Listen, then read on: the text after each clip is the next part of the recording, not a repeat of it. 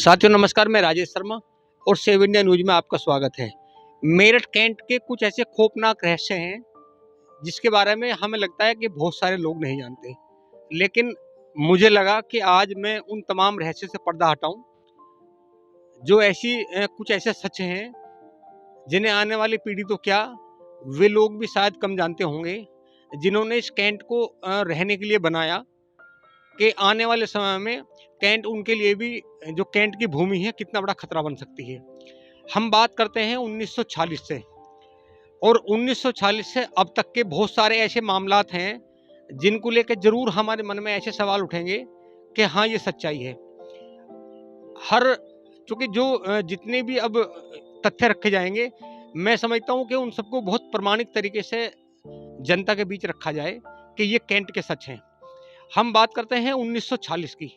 तो 1940 में जब ये देश ब्रिटिश हुकूमत के अधीन था, तो उस समय मेरठ कैंट में जो अंतिम ब्रिगेडियर थे, मेजर जनरल, उनका नाम चार्ल्स हैले था, चार्ल्स हार्वे। और चार्ल्स हार्वे ने मतलब वो उस समय दौर भी था, एक तरफ स्वतंत्रता संग्राम के लिए यहाँ लगातार आंदोलन के दौर चल रहे थे, और लगातार जो हमारे क्रांतिकारी हैं वो लगातार कहीं ना कहीं अंग्रेजों से टकराव कर रहे थे। बहुत सारे शहीद हमारे जो क्रांतिकारी थे वो बहुत सारे शहीद हुए। चार्ल्स हार्वे थे, उन्होंने यहाँ जब वो लास्ट ब्रिगेडियर बने, तो उन्होंने यहाँ जो आजकल ब्रिगेडियर की कोठी है, ये कोठी बनाई थी, और उन्होंने तमाम जो कंपनी बाग जिसे हम कहते हैं, इन सब पे अपना साम्राज्य था। और उन्होंने, चूँकि ब्रिटिश हुकूमत थी, यहाँ रहने के लिए, यहाँ बसने के लिए खुद ही अपना एक आवास ब्रिटिश हुकूमत से अपने नाम करा लिया था। और उन्होंने जो माल रोड है, ये बताया गया है, माल रोड पे जगह जगह बोर्ड लगा दिए थे। तो भारतीय लोगों को वो कितने हीन भावनाओं से देखते हैं। वो जो बोर्ड थे, हालांकि बोर्ड तो मुझे नहीं मिल पाया, लेकिन कुछ प्रमाणिक तथ्य जरूर मिले हैं। उन्होंने बोर्ड जगह जगह माल रोड पे, जिसे ठंडी सड़क बोलते थे उस समय, उन्होंने इस पर लिखा था, ये बोर्ड लगवा रखे थे बहुत सारे, और बोर्ड उसमें लिखा था कि civilian dogs are not allowed. मतलब भारतीय लोगों को यहाँ उन्होंने कुत्तों की संज्ञा दी थी कि यहाँ ये सब भारतीय कुत्ते हैं, कोई सड़क पर नहीं चल पाएगा। हालांकि एक साल बाद ही उनके साथ ऐसा हुआ, जिस आवास को उन्होंने अपने सामने बनाया और यहाँ रहने के लिए ब्रिटिश हुकूमत से अधीन कराया, उन्हें खुद ही वो सब आवास छोड़ के और मुल्क छोड़ के यहाँ से बाहर जाना पड़ा। अल्टीमेट जब देश आज़ाद हुआ तो चार्ल्स हार्वे को देश छोड़कर जाना पड़ा। अब चूंकि इसके बीच में और बहुत सारे ऐसे रहस्य हैं, उसको मैं बोल तो सकता हूँ लेकिन प्रमाणित नहीं कर सकता। अब मैं बात करता हूँ 1985 1990 के दौर के आसपास की कहानी, जो 1990-85 का दौर था। क्योंकि अभी हमारे देश में जब हम उज्जैन की बात करते हैं, तो उज्जैन में चूँकि वहाँ महाकाल का बसेरा है, महाकाल का वहाँ आवास है। वहाँ ये माना जाता है कि क्योंकि उज्जैन के राजा महाकाल हैं, वहाँ कोई प्रधानमंत्री देश के हों या कोई इसी स्टेट के मुख्यमंत्री हों, वो एक ऐसी कहानी है, एक ऐसा मन में शक है कि अब वहाँ कोई रात में ठहर नहीं सकता। अगर कोई ठहरता है तो उसकी यश कीर्ति गायब हो जाती है। जैसे हमारे उत्तर प्रदेश में नोएडा को लेकर एक ऐसी कहानी थी कि अगर उत्तर प्रदेश के कोई मुख्यमंत्री रात में नोएडा रुक जाते हैं, तो दूसरी बार वो मुख्यमंत्री नहीं बन पाते। लेकिन उत्तर प्रदेश के मुख्यमंत्री योगी आदित्यनाथ ने ये जो कथन था, ये मिथक था, इस मिथक को तोड़ दिया, और वो यहाँ रुके कई बार और फिर पुनः दूसरी बार मुख्यमंत्री बने। ऐसा ही कुछ मध्य प्रदेश में हुआ। शिवराज सिंह चौहान को लगा कि अगर उत्तर प्रदेश में जो मिथक था नोएडा को लेकर, अगर वहाँ योगी आदित्यनाथ रात में रुक सकते हैं और दूसरी बार फिर पुनः मुख्यमंत्री बन सकते हैं, तो चूंकि वो 4 बार मुख्यमंत्री, चौथी बार मुख्यमंत्री थे शिवराज सिंह चौहान मध्य प्रदेश के, तो 2 साल पहले मुख्यमंत्री 1 साल पहले शिवराज सिंह चौहान उज्जैन में रुक जाते हैं, और वहाँ लोग ये मानते थे कि शिवराज सिंह चौहान अब बहुत लंबे समय मध्य प्रदेश के मुख्यमंत्री नहीं बनेंगे। लेकिन ऐसे हुआ जब 2023 में चुनाव हुआ। ये अलग बात है कि उनके बल पे मध्य प्रदेश में गवर्नमेंट बनी, लेकिन वो फिर वहाँ के राजा नहीं रहे, उस सूबे के मुख्यमंत्री का उन्हें दायित्व नहीं दिया गया।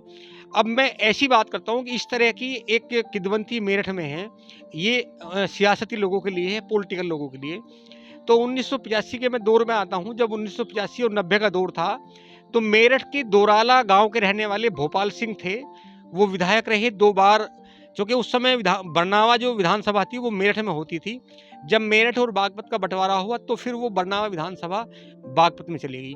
तो बरनावा के 2 बार विधायक रहे और उनका बसेरा मेरठ कैंट में 22B में होता था। यहीं रहते थे और यहीं से राजनीति करते थे। उनके पीछे की कहानी क्या है मैं उसको नहीं दोहराना चाहता, वो पृष्ठभूमि क्या थी उसकी मैं ज़िक्र भी नहीं करना चाहता।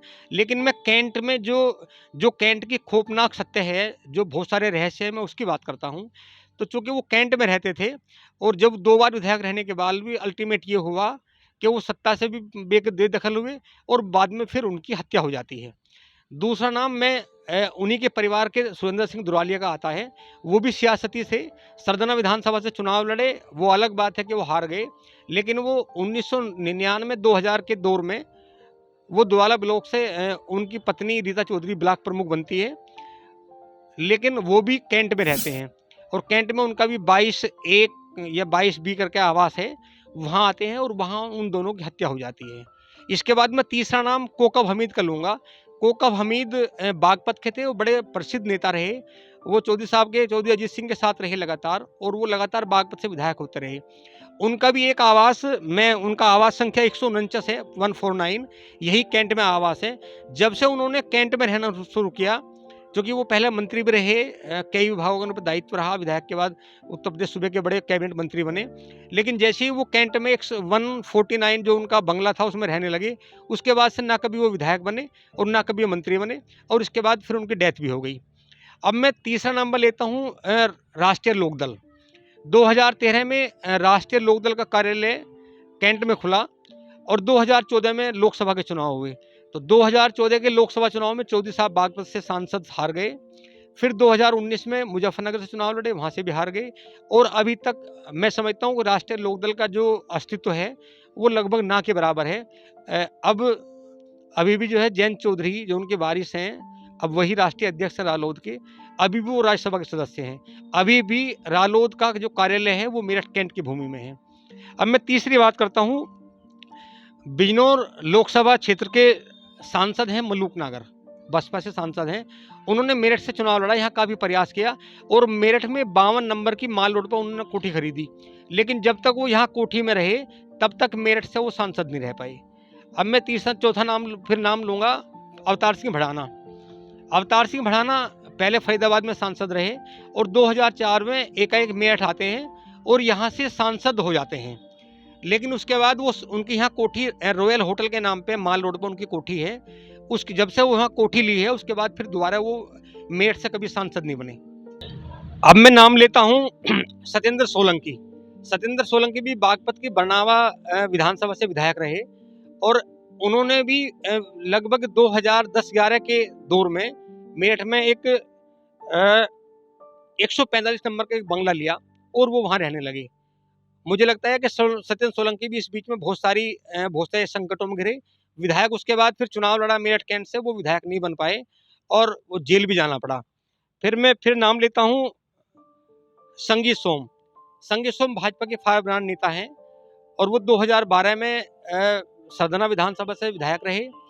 फिर 2017 में सदना विधानसभा से विधायक रहे। उन्होंने भी यहाँ माल रोड के पास में कोठी ली और जब से कोठी में उनका आवागमन रहा, अब 2022 में जब चुनाव हुआ विधानसभा का तो वो भी चुनाव हार गए।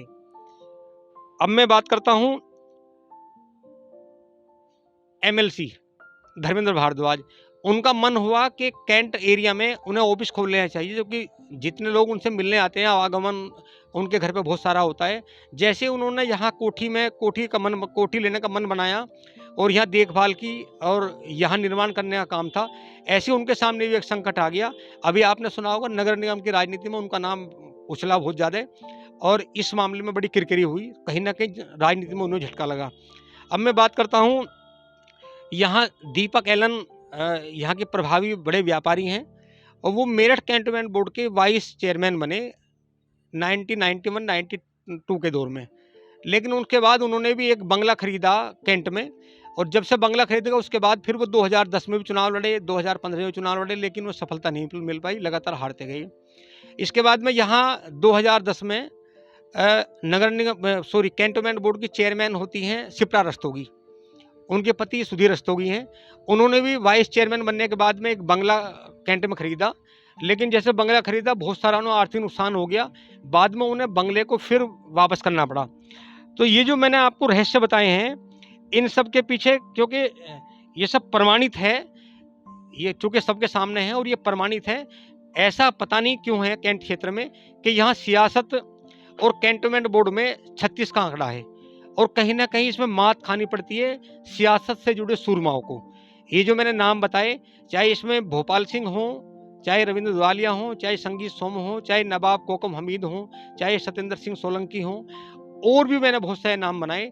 जब जब बाहर के लोग कैंट में आकर बसे हैं, यहाँ उन्होंने अपना आवास बनाया है, तो कहीं ना कहीं राजनीति क्षेत्र में उन्हें मात खानी पड़ी है।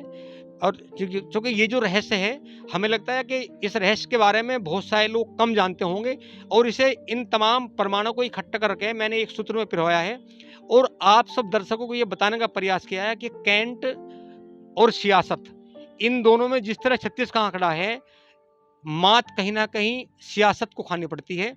और 1946 में जिस तरह मैं चार्ल्स हार्वे की बात करता हूँ, चूंकि चार्ल्स हार्वे तो यहाँ ब्रिगेडियर थे, जिन्होंने अपने लिए रहने के लिए बहुत सारा यहाँ एक बंगला अलाट कराया ब्रिटिश हुकूमत से, और उसके 1 साल बाद वो यहाँ से चल बसे। और इसके अलावा उन्होंने बहुत सारे ऐसे कानून भी थोप दिए थे यहाँ के लोगों पे। चूंकि कैंट का ऐसा नाता है, वो खुद ही वहाँ नहीं रहे। जब हम कैंटोनमेंट की एक बात करते हैं, तो जब अंग्रेजों ने कैंट को बसाया था, तो कहीं न कहीं सर्दी के मौसम में तमाम जो ब्रिटिश हुकूमत के बड़े कद्दावर नेता होते थे, बड़े अफ़सर होते थे, उन्हें पहाड़ों पर जाना होता था। तो मेरठ कैंट को उन्होंने ऐसा बताया, क्योंकि ये बीच की कड़ी थी। जब दूर राजस्थान से वो चलकर आते थे या पश्चिम बंगाल से चलकर आते थे, तो मेरठ में कई-कई दिन रुकते थे। और यहाँ चूँकि उन्होंने अपने रुकने के लिए, ठहरने के लिए, ब्रिटिशों की व्यवस्था के लिए कैंट को पूरा मजबूत किया, यहाँ बहुत सारे बंगले बनाए। लेकिन ऐसा दौर आया कि उन्हें भी यहाँ से जाना पड़ा। तो अगर आपको अच्छा लगा हो ये एनालिसिस, ये प्रमाणित तथ्य, प्लीज़ आपसे रिक्वेस्ट है, एक बार सेव इंडिया न्यूज़ चैनल को सब्सक्राइब करें और इस वीडियो को शेयर करें। नमस्कार, राजेश शर्मा।